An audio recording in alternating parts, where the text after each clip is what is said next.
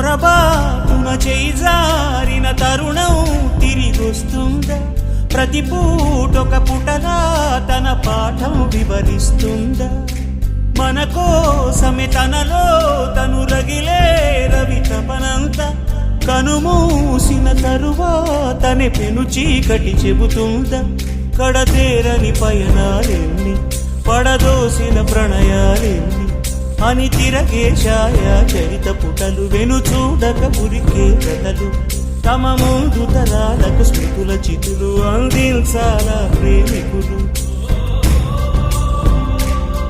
ఇది కాదే విధిరాత, అనుకోదేం ఎదురీత.